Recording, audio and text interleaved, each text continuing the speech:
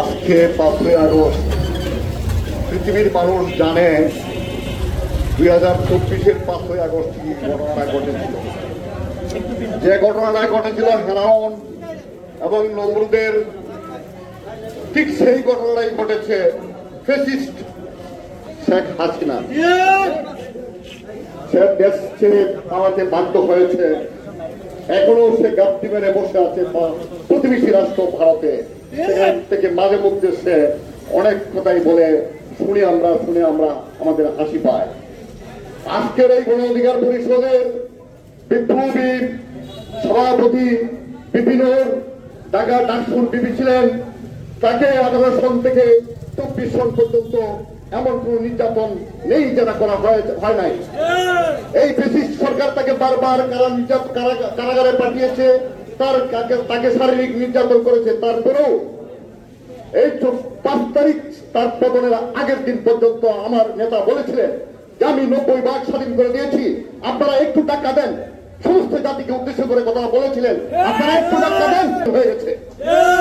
আজকে আমরা সেই স্বাধীনতার স্বাদ আমরা গ্রহণ করতে যে আমাদের একটা কথা স্মরণ রাখতে হবে, আমরা আমাদের এই জাতির মধ্যে নিমুখ হারামের মুনাফেকের কোনো অভাব নেই। সেই মুনাফেকদের প্রতি সতর্ক থাকতে হবে এবং নিজেরা সঠিক পথে অগ্রসর হইতে হবে।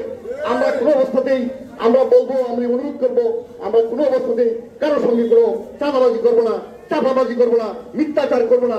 আমরা আল্লাহ এবং আল্লাহ রাসূলের যেভাবে দিন কাটাইতে হয়, যেভাবে রাজনীতি আল্লাহ এবং আল্লাহ রাসূল করেছেন, আমরা সেই পথে আমরা অগ্রসর হবো, সেই রাজনীতি আমরা করবো। এই কথা বলি আমি আমার সংক্ষিপ্ত কথা এখানে শেষ করছি। আসসালামু আলাইকুম। সন্ত্রাস না বদল মাথা চেয়ে উঠে, তাহলে 24-এর যোদ্ধারা, বাংলাদেশের বর্তমান বিপ্লবী জনতা গান্ধীর যে মানুষ, তারা সবাইকে রুখে দিতে এবং রাস্তা থেকে লাথি মেরে দিতে প্রস্তুত থাকবে।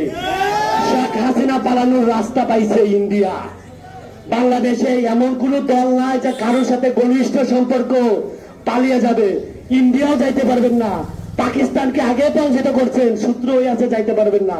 কোথায় যাবেন চিন্তা ভাবনা করে কাজ করবেন।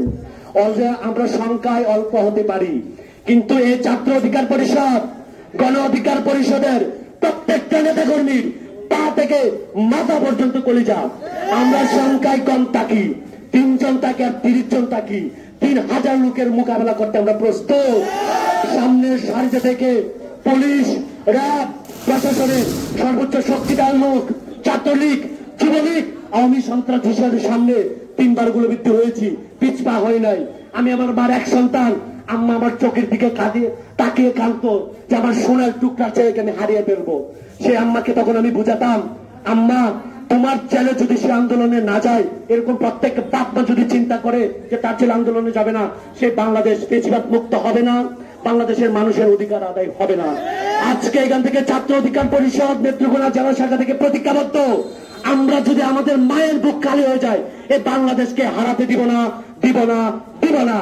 জনতার অধিকার আমাদের অঙ্গীকার। আরিফুজ্জামান আরিফ, আমি আরিফুজ্জামান আরিফকে সংক্ষিপ্ত বক্তব্য রাখার জন্য অনুরোধ করব। বিসমিল্লাহির রহমানির রহিম।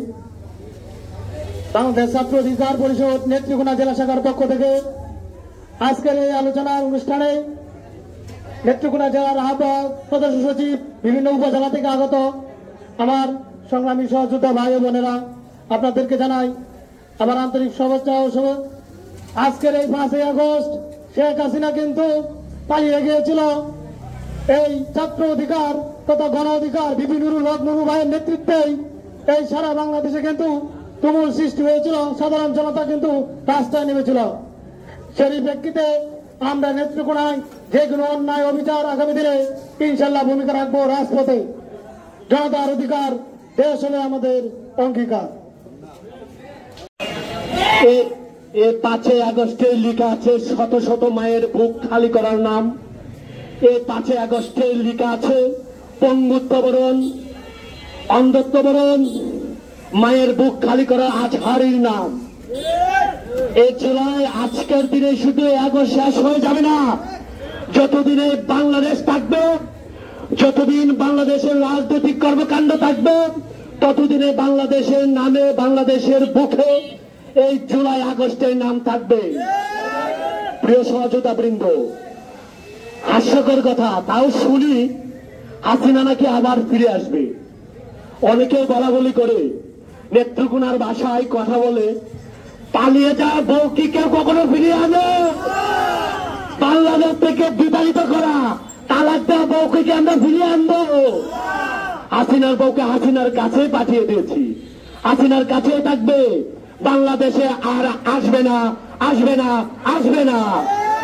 এই 24-এর তরুণরা যতদিন বেঁচে আছে, বাংলাদেশের এই যুবকেরা যতদিন বেঁচে আছে, 24-এর জুলাইয়ের যোদ্ধারা যতদিন বেঁচে আছে, শেখ হাসিনার মতন আর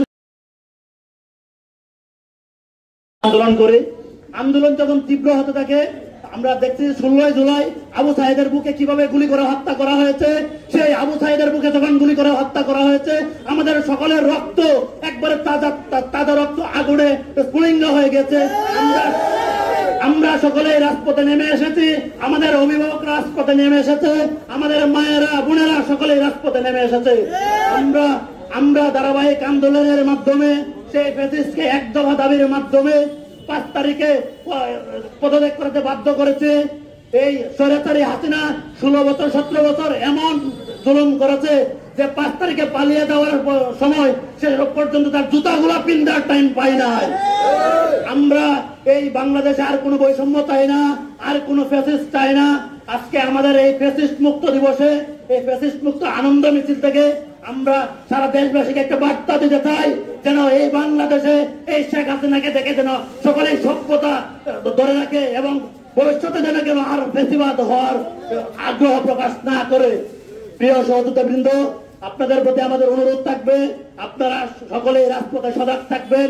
এখনো আওয়ামী লীগের দালালেরা ষড়যন্ত্র করে যাচ্ছে আমাদের এই নতুন বিজয়কে তারা বন্ধ করে দিতে। আপনারা যদি সচেতন থাকেন, আমরা যারা হাতে হাত মিলিয়ে আন্দোলন করেছি সকল রাজনৈতিক দলগুলো যদি আমরা থাকি, সংঘবদ্ধ থাকি, তাহলে কোন স্বৈরাচারী বা কোন ষড়যন্ত্রকারী আমাদেরকে আর পরাজিত করতে পারবে না।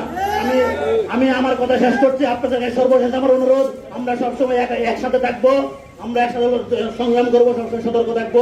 সবাই ভালো থাকবেন। আসসালামু আলাইকুম।